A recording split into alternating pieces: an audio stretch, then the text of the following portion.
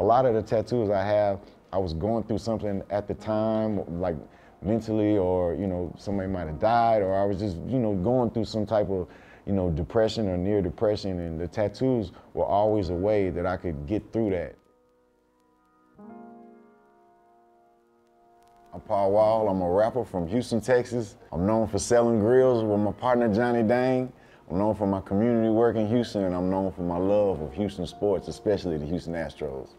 Growing up in Houston, Texas, I lived on the northwest side. It was very multicultural, very mixed.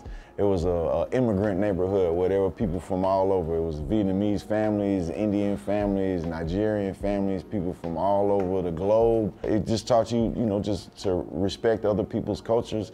It was something I always had a admiration for, being that all of my friends were of different cultures. We all shared cultures together and celebrated them together. So if one of my friends was celebrating a holiday for whatever they celebrated, whatever reason, we were celebrating it as well.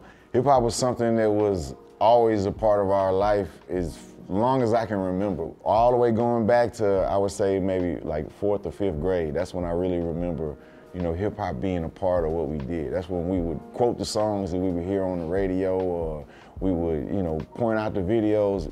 But doing it at the lunch tables or on the school bus is something that I just had a knack for. We just did it for fun. We'd go, you know, play basketball against another school, or go to a track meet, and we'd be in a cypher with the other people from the other schools, and it wouldn't be a rap battle, it'd be more cypher-esque, but we'd be doing our thing, representing. I always had a knack for it. The tattoos was something where I kind of tiptoed into the tattoos. I went to the world famous Degos Tattoos, Houston, Texas. They're known for tattooing a lot of Tupac's tattoos, Marilyn Manson, Dennis Rodman. You know, when I was growing up, those were the icons that had tattoos. When you think about who has tattoos, it's an icon. Those were the people that you know, that we were thinking of. So going in there to Degos, my boy Junior, he did all my first tattoos.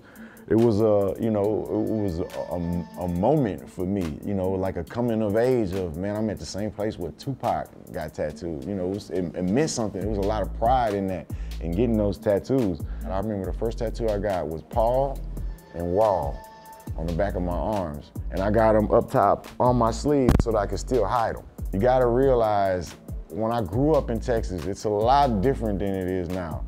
Growing up in Texas, if you had tattoos, you were either a devil worshiper, a meth addict, a biker, some type of outlaw that was ostracized from society in one way or another. Tattoos never represented something positive in the mainstream of Texas. You know what I'm saying? Like, you wear tattoos, you can go to church, everybody's gonna be looking at you sideways like you just killed a bunch of babies.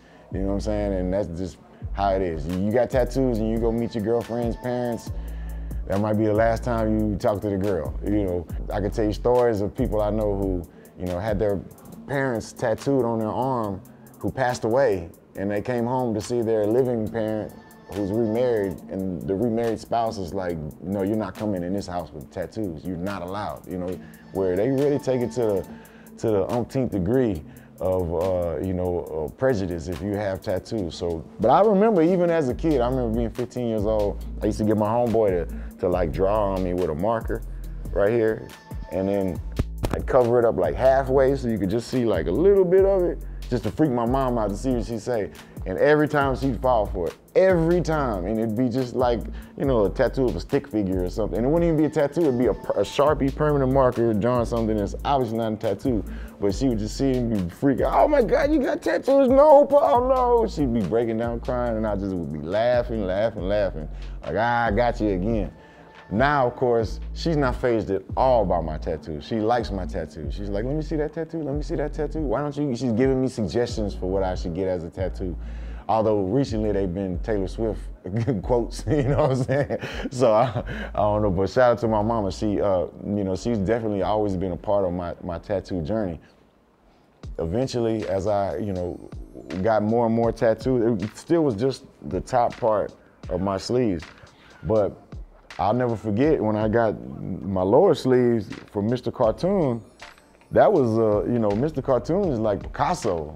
So if you say, hey, you want a Picasso painting? Hell yeah, I want a Picasso painting. What do you mean? Or Van Gogh, or, you know what I'm saying? Something like this. That's who Mr. Cartoon is. I remember when Slim Thug came back with a Mr. Cartoon tattoo. I was so happy for him and so jealous at the same time. Like, oh man, I want a cartoon tattoo so bad. But it wasn't like an envious jealous. It was just like, oh, I want that too. How can I get that? I gotta save all my money and get that. You know what I'm saying? Shout out to my boy Slim Thug. He always been a leader for us. He always been, a leader of our generation. So he was the first one with a Bentley, first one buying a house, first one doing all these things that are inspirational to us, you know what I'm saying? So when he came back with that Mr. Cartoon tattoo, I was like, boy, my boy Slim Thug, beat me to the punch one more time, man.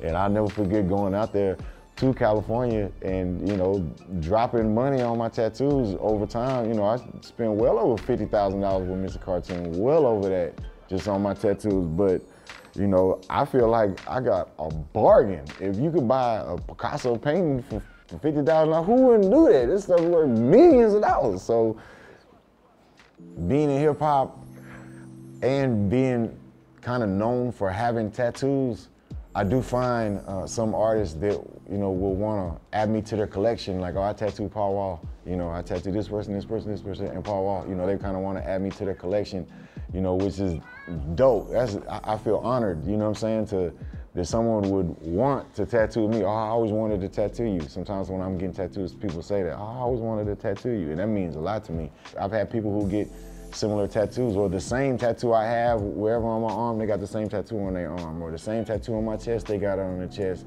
And it's a connection I have with that person that, whether it's a fan or another rap artist, I feel that connection, you know what I'm saying? Because we both have this tattoo in the same spot. Well, we connected now, whether we want to be or not, we're connected now, I love it.